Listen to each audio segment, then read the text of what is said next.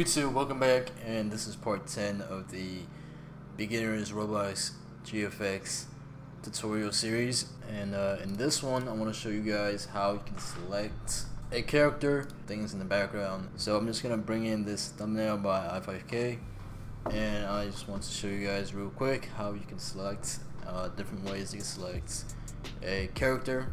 So if we zoom in, we're gonna go up here to this tool. It is the fourth tool from the top, and if you click and hold, you could go to quick selection tool. This is what we're gonna use, and as you can see, there are a multitude of options right here. You got do selection, you got add to selection, and you got subtract. And here's some tool presets. I'm using the add to selection right now, and my size. You can use the open and close bracket keys to enlarge or lower the amount as well. So with this tool, you can select anything. So I'm gonna go for the character. You can select things from the background, such as the tank, the trees, and this is useful. I'll show you guys why. So let's say you select outside of what you want, right?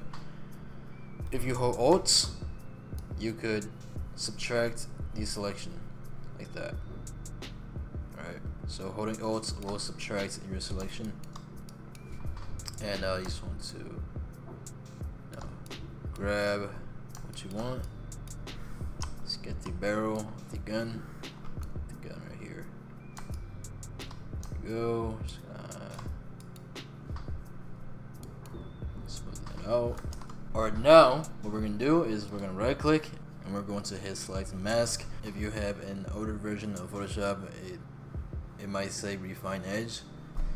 It's the same thing, so we're going to hit select mask, and right here here in view mode we can change how this appears. So if we go to black and white, you can see our selection is very rough. So how do we fix that?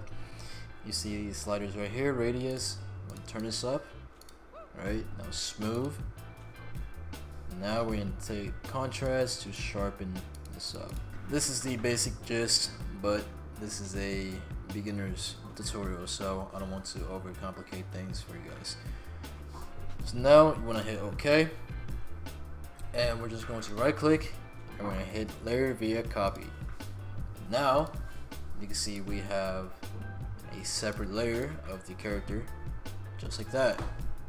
Now this is useful because if you think about this, you can select the plane out, and alright, so if the plane in the background is one layer right now, is part of the background right now, you can't really make changes besides, you know, adding stuff on top of it.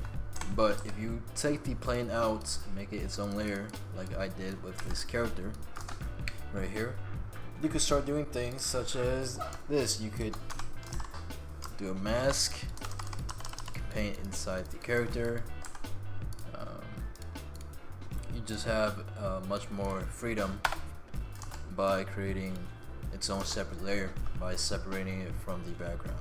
So that right there is how you can make selection, how to select a character, and how to make it its own layer very easily.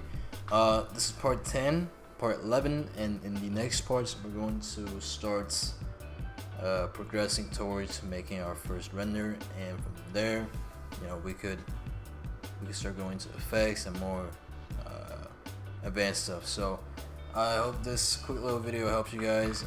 If this did, you can share it with somebody else that you think this could help. So make sure to leave a like, subscribe, and also a little announcement: our store at gfxcomic.com. Right now we only have 3 products up. That is because we're focusing on getting the UI templates imported to Studio, and we're going to sell UI that is already imported into Studio for you guys, so you don't have to, you know, have Photoshop or, you know, do it yourself. So yeah, stay tuned for that. That's going to be exciting. And yeah, with that being said, I hope you guys enjoyed. I'm gonna see you guys in the